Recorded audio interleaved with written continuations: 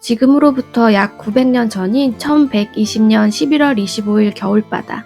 노르망디의 항구에서 출발한 한 척의 배가 암초에 부딪혀 침몰했습니다. 단 한 명의 생존자를 제외하고 약 300명의 승객들이 사망했으며 이 배의 침몰과 함께 노르만 왕조가 막을 내렸습니다. 시작부터 마지막까지 불어냈던 노르만 왕조는 단 1세기도 통치하지 못한 채 단명했는데요. 피비린내 나는 영국 역사에 불화의 씨앗을 뿌린 노르만 왕조는 시작부터 복잡한 문제를 안고 있었습니다. 1066년 노르망디의 공작이었던 윌리엄이 잉글랜드를 침략한 후 윌리엄 1세로 왕위에 오르면서 잉글랜드의 노르만 왕조가 시작됐습니다. 그에게는 3명의 아들이 있었는데요. 장남 로베르는 아버지가 자신에게 노르망디의 권력을 이양하길 바랬습니다. 하지만 윌리엄 1세는 잉글랜드의 왕이 된 후에도 노르망디와 잉글랜드를 오가며 직접 양국을 통치했습니다. 그는 노르망디를 비울 때도 장남이 아닌 부인에게 섭정을 맡겼는데요. 이에 불만이 폭발한 장남 로베르는 결국 아버지를 상대로 반란까지 일으킵니다. 이 부자지간의 싸움에서 왕비 마틸다가 아들에게 몰래 돈을 보내고 있었다는 게 밝혀지면서 부부관계도 악화되었습니다. 여기서 차남 윌리엄이 아버지 편에서 싸우면서 그는 총애받는 아들이 됩니다. 1087년 윌리엄 1세가 사망하는데요. 그는 장남 로베르에게는 노르망디 공국을, 차남 윌리엄에게는 잉글랜드의 왕위를, 막내였던 헨리에게는 막대한 돈과 잉글랜드의 영토 일부를 물려줬습니다. 당시 연대기 기록에는 왕은 장남 로베르가 나약하고 경솔하며 통치력이 약하다고 생각했으며 그에게 노르망디를 맡기는 것을 크게 주저했다고 합니다. 또 자신에게 계속 반기를 들었던 장남을 아예 상속에서 배제시키려 했던 것도 같은데요. 하지만 귀족들의 설득으로 결국 노르망디를 맡기게 됐습니다. 영토를 두 아들에게 분할 통치하게 한 결정은 이후 형제들의 갈등의 씨앗이 되었고 아버지가 죽은 뒤 1년도 채 되지 않아 불화가 시작됐습니다. 둘째 윌리엄은 막내의 땅을 몰수해버렸고 로베르는 잉글랜드를 차지하기 위해 둘째 윌리엄 2세를 상대로 반란을 일으켰습니다. 형제들이 싸우자 귀족들도 골치가 아팠습니다. 윌리엄 1세는 잉글랜드를 통치하고 있던 앵글로색슨 귀족들의 90%를 노르만 귀족들로 대체했는데요. 이 노르만 귀족들은 대부분 노르망디와 잉글랜드 양쪽의 토지를 소유하고 있었습니다. 때문에 이들은 양국이 통합돼서 한 명의 군주가 통치하길 바랬습니다. 형제들이 싸우자 주요 가문들은 자신의 이익을 따라 반란에 적극 가담했고 누구를 지지하느냐에 따라 어느 한쪽의 땅을 잃을 수도 있었습니다. 아직 강력한 정교 상비군이 없던 시대에 얼마나 많은 가문들을 자신의 편으로 끌어들이느냐에 따라 승패가 갈렸습니다.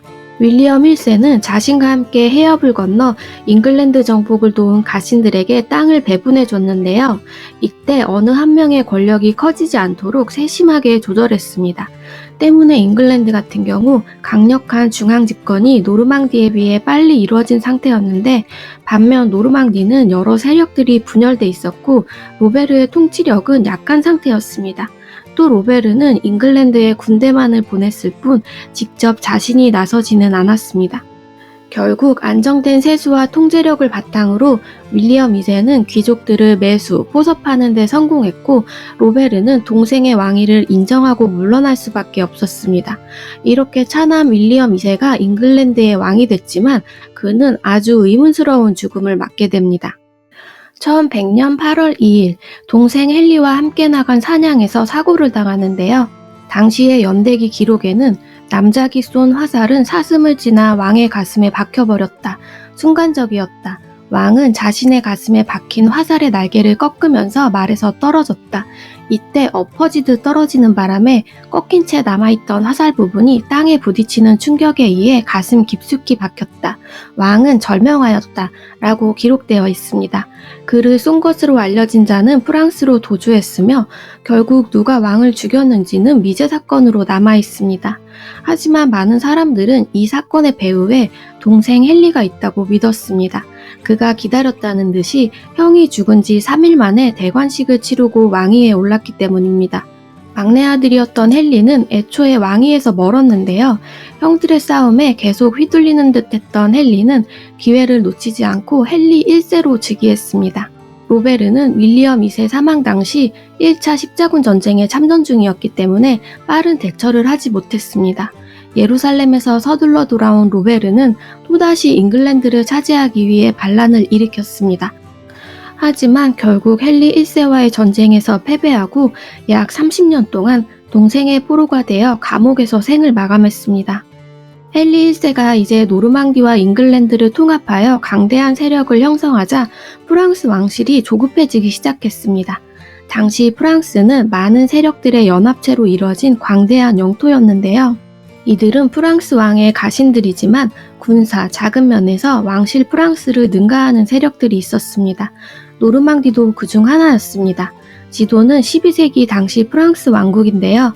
파리를 포함한 진한 파란색 부분이 왕이 직접 군사나 사법권을 행사할 수 있는 왕령지입니다. 그보다 훨씬 광대한 아키텐, 브루타뉴, 부르고뉴, 툴루즈 등은 왕령지와 멀리 떨어져 있어 사실상 독립적인 국가였습니다. 참고로 윌리엄 2세와 장남 로베르 형제가 싸울 당시 잉글랜드의 몇몇 주요 귀족들은 장남 로베르를 지지했는데요. 그 이유 중 하나는 그가 멀리 떨어져 있어 잉글랜드에 그의 세력이 제대로 미치지 않을 것이라는 기대 때문이었습니다. 프랑스는 그동안 왕에게 충성하는 한 형제들의 싸움에는 관여하지 않는다는 태도를 취했지만 속으로는 이 싸움이 지속되기를 바랬습니다. 노르만 정복 이후 잉글랜드의 왕과 귀족들은 프랑스 내에 넓은 봉토를 소유하고 있었습니다. 프랑스 안에 있는 잉글랜드의 땅과 잉글랜드의 왕이면서 프랑스 왕의 봉신인 이 기묘한 구조는 세습 전통에 따라 몇 세대를 걸쳐 이어지면서 항상 충돌을 낳습니다. 프랑스는 계속 자국의 잉글랜드 영토를 축소하려 했고 잉글랜드는 노르망디를 기점으로 세력을 넓히려 했습니다. 이 구조적인 긴장이 100년 전쟁으로 이어지는 프랑스와 영국의 관계 형성의 시작이 되었습니다. 프랑스는 헨리 1세를 견제하기 위해 플랑드르, 앙주 지역과 연합하여 노르망디에 반란을 일으켰습니다. 연합 세력은 로베르의 아들을 노르망디 공국의 후계자로 지지하며 반란을 이어갔는데요. 결국 1119년 헨리 1세와 프랑스의 루이 6세는 노르망디의 국경지대인 브레뮬 들판에서 맞붙었습니다. 이 전투는 영국과 프랑스 중 누가 서북부 유럽의 패권을 질 것인가를 가르게 됐는데요. 결국 헨리 1세의 압도적인 승리로 그는 지배권을 더욱 공고히 할 수 있었습니다. 잉글랜드 쪽의 연대기 기록에 따르면 잉글랜드 측의 전사자는 최대 3명, 포로로 잡은 프랑스 기사는 약 140명이었다고 합니다. 하지만 이런 그의 승리를 모두 허사로 만드는 충격적인 일이 일어났는데요. 브레물 전투 약 1년 후 헨리 1세의 유일한 적자가 배사고로 사망하고 만 것입니다. 헨리 1세에게는 사생아를 포함하여 20명이 넘는 자녀들이 있었는데 그중 왕위를 이을 적자는 윌리엄 단 한 명이었습니다. 한 연대기 작가는 윌리엄을 애지중지받는 왕자라고 불렀습니다. 하지만 기대 수명이 짧았던 시대에 후계자가 한 명인 것은 위험한 일이었습니다. 1120년 11월 25일 왕과 그 일행들은 노르망디에서 잉글랜드로 돌아가기 위한 여정을 앞두고 있었습니다. 윌리엄 1세부터 왕을 섬기던 가문의 선장은 헨리 1세에게 자신의 배 화이트십을 타고 갈 것을 제안했습니다. 화이트십은 최근에 개조된 최신식 선박이었습니다. 헨리 1세는 원래 타기로 예정되어 있던 배를 그대로 선택했지만 대신 자신의 아들과 그 수행원들은 화이트십을 타고 갈 것을 허락했습니다. 화이트십 승선을 앞둔 사람들은 왕자가 제공한 와인을 먹기 시작했는데요. 당시 사료에는 출항 전부터 선원들과 젊은 귀족들이 술에 취해 있었다라고 기록되어 있습니다. 배가 출항하기 직전에 왕의 조카였던 블루와의 스티브는 갑작스런 배탈로 인해 배에서 내렸는데요. 이 사소한 우연으로 그는 운명이 바뀌었습니다. 한편 음주와 바닷바람에 기분이 한껏 좋아진 승객들은 배의 속도를 높이라고 소리쳤고 17살의 치기 어린 왕자는 먼저 출발한 아버지의 배를 추월하라고 명령했습니다. 하지만 속도를 높이던 배는 출항한 지 얼마 되지도 않아 암초에 충돌했습니다. 배에 물이 들이차자 사람들은 부딪히고 넘어지며 출구로 몰려들었고 일부는 발에 밟혀 죽었다고 합니다. 당시 연대기에는 이렇게 기록되어 있는데요. 밤바다에는 짙은 어둠이 내려앉아 있었고 배는 돌출된 암초에 부딪히자마자 깨져버렸다. 술에 취한 선원들은 제대로 대응하지 못했고 바닷물은 거센 기세로 배 안으로 밀려 들어왔다. 침몰할 것이 확실해지자 후계자인 왕자는 수행자들에게 구해져 구명정에 올랐는데요. 떠나려는 순간 이복 여동생의 비명소리가 들려왔습니다. 왕자는 그녀를 구하기 위해 배를 돌리라고 명령했는데요. 하지만 절박하게 배에 매달린 사람들에 의해 구명정 역시 침몰하고 말았습니다. 화이트십에는 왕자와 왕의 사생아들, 친척들, 귀족들과 최정예 기사들이 타고 있었습니다. 배를 제공했던 선장은 물 위에 떠올랐다가 유일한 후계자가 사망한 것을 알고 이 소식을 왕에게 전할 것이 두려워 스스로 익사를 선택했다고 합니다. 유일한 생존자는 정육점 주인이었던 평민 단 한 명이었습니다. 그는 당시로서는 매우 드물게 수영을 할 줄 알았습니다. 또 귀족들의 갑옷과 무거운 옷에 반해 비교적 가벼운 옷을 입고 있었기 때문에 판자에 매달려 간신히 목숨을 건졌습니다. 헨리 1세는 왕자의 죽음을 전해 듣고 충격에 쓰러졌다고 합니다.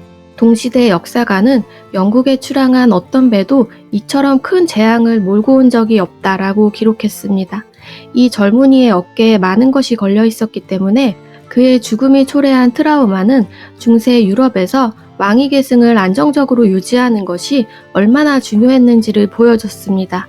왕자의 죽음 후 왕위를 둘러싸고 내전이 발발해 약 20여 년 동안 무정부 상태가 되었고 이동안 잉글랜드 전역이 전쟁터가 되면서 기근으로 인해 많은 사람들이 굶어 죽었습니다.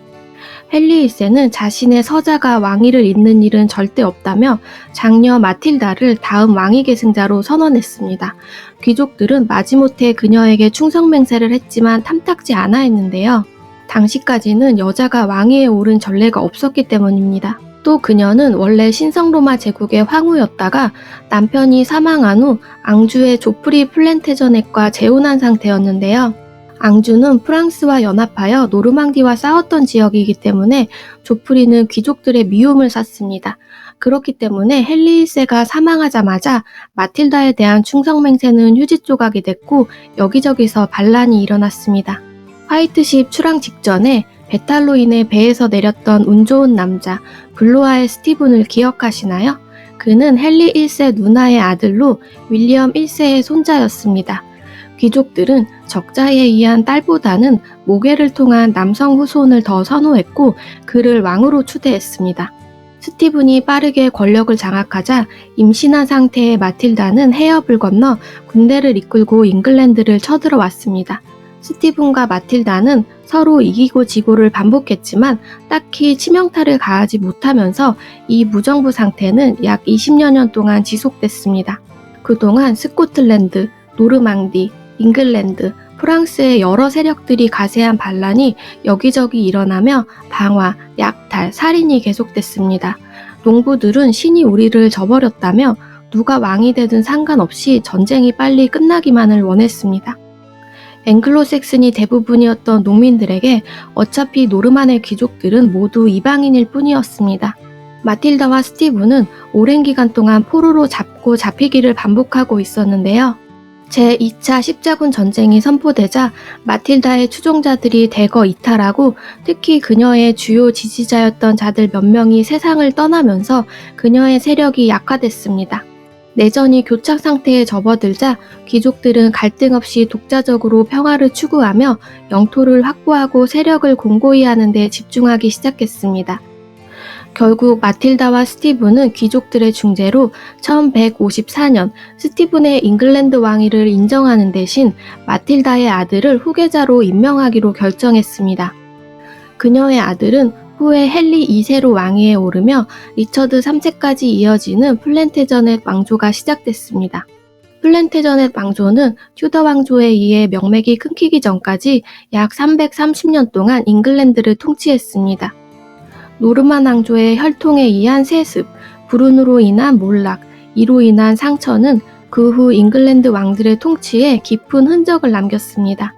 이런 걸 보면 헨리 8세가 아들을 낳기 위해 결혼을 6번이나 하고 나폴레옹이 그토록 사랑했던 조제핀과 이혼한 것도 나름 이해가 되는 듯도 한데요. 여러분의 생각은 어떠신가요?